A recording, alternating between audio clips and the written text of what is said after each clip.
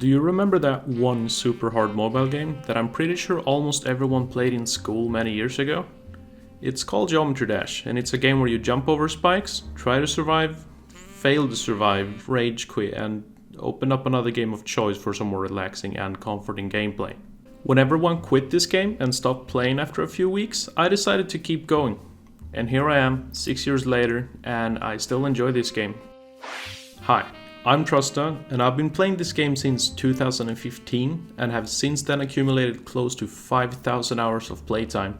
During my GD career, I have verified and published 2 levels, who at each respective point were considered the hardest verified levels in the game.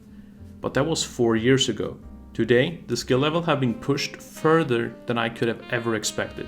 So I recently made my return to the game after having been absent for a few years, only to realize that Yadagarasu, the former hardest level in the game from 2017, now sits at a status 61st place on the list for the hardest levels in the game. Meaning, since then there have been 60 new levels published that are all harder than Yadagarasu. And honestly, this just blows my mind, so today I thought I would see if I can still keep up with today's top levels. The current hardest level in the game is Slaughterhouse. It has a very warm and welcoming name, I know, but don't be fooled because this is one hell of a level.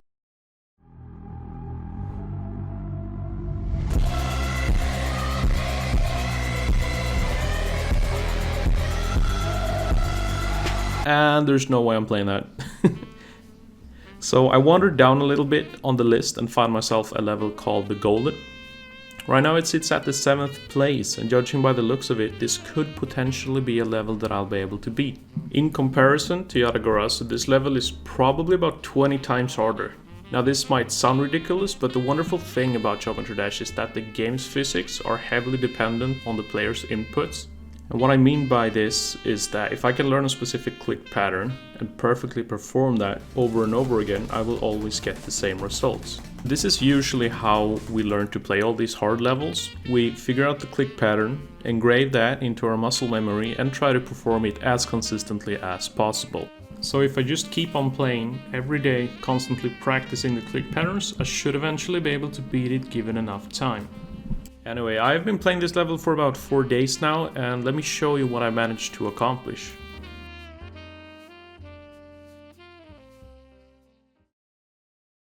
Hi.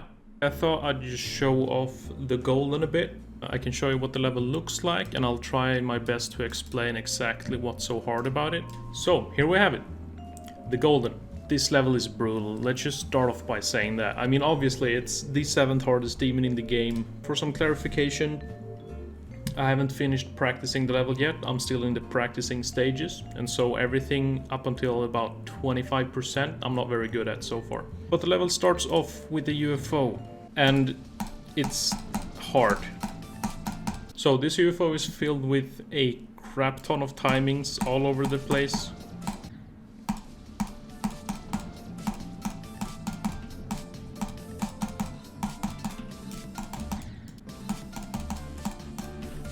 So yeah, that's the UFO. It's probably not the hardest part in the level. It's fairly challenging, but eventually I do believe it will become consistent. But very rough start to the level. It starts off super hard. Just so you guys can get a feeling of this, basically every click in this level requires precise timing.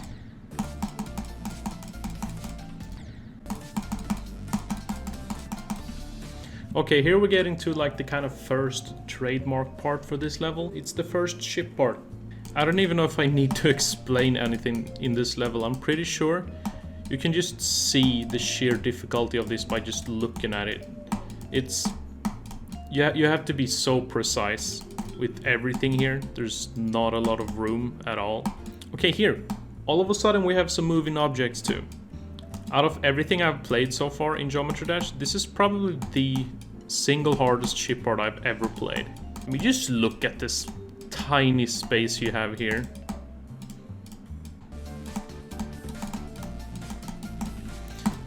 And yeah, that's the ship part. It's brutal. Now we get to the point where I've actually practiced from, so from now on I should be a bit more prepared to do this. The drop right here starts off with a super hard wave. This is what I consider to be the hardest part in the level. It's brutal. There's a lot of portals. It's very hard to see what's going on in this part.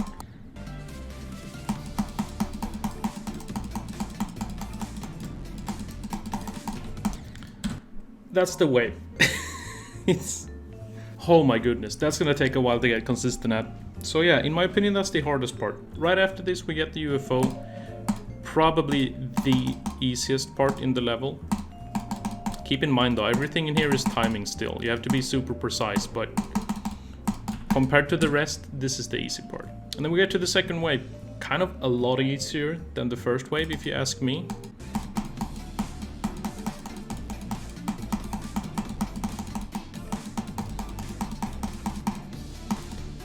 And there we have it. So, if you guys did not understand what was happening at the very last part there, I'm gonna get back and show you.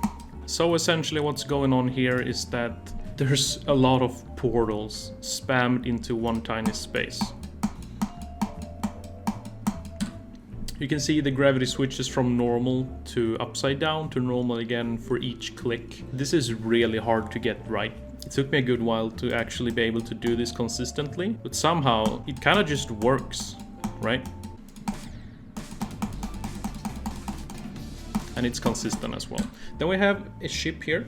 This is, in my opinion, not as hard as the first ship, but it's a really tough one because it's hard to see what's going on. It's really hard to see. I'm gonna play through it.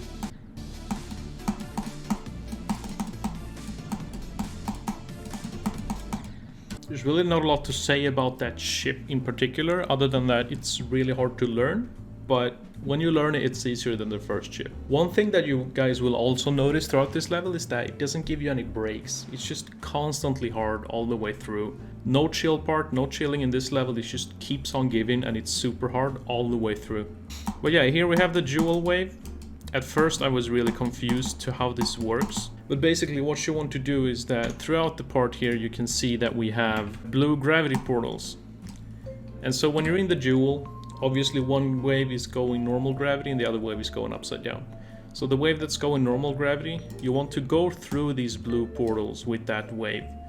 Otherwise everything is just gonna switch directions. So if you just do this, then it's gonna switch on you and you'll just instantly die.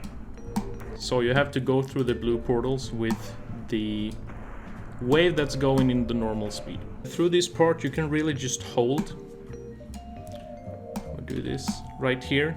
You hold until you get up until this point. If you want to, I suppose you could click through this, but that's just unnecessary spam. So you just hold through that.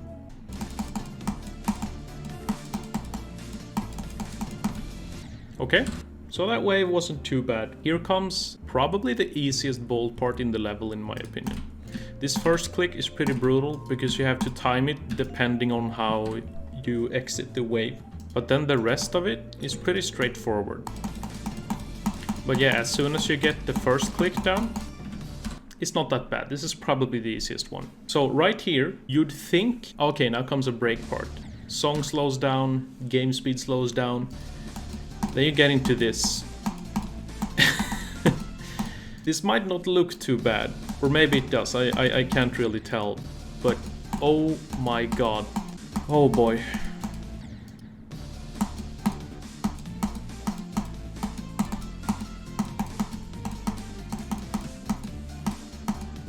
Yeah, that's the robot. And it's... oh... will I be able to beat this or not? I don't know yet. We'll see about it. We'll see. After this we get a UFO part. This one I believe is quite a lot easier than the first UFO in the level. It's pretty straightforward, just like that. It's fairly short too, so there's not a lot I can say about it. This, however... yeah, did you see that? It's... god, it's so tight.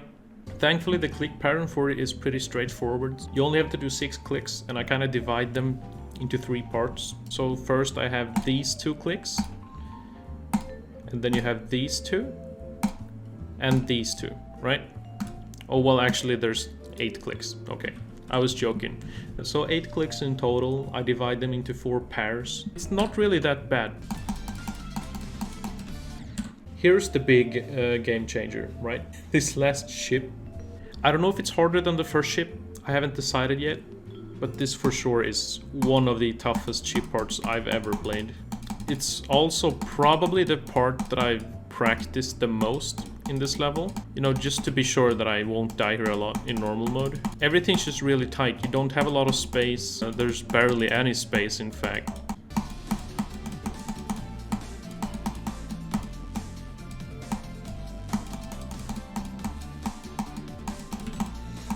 Okay, that's the ship. Quite sad to say, but I expect to die here a lot, simply because of how hard it is. And then the level ends off with a ball part. This ball part is very unforgiving.